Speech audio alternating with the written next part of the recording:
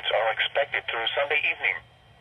Widespread rainfall of 1 to 3 inches will be possible with locally higher amounts. Localized flash flooding is possible in the watch area.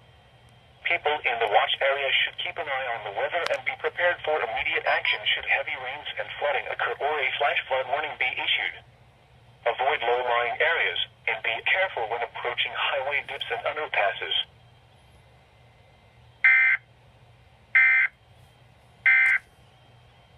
Now looking at the weather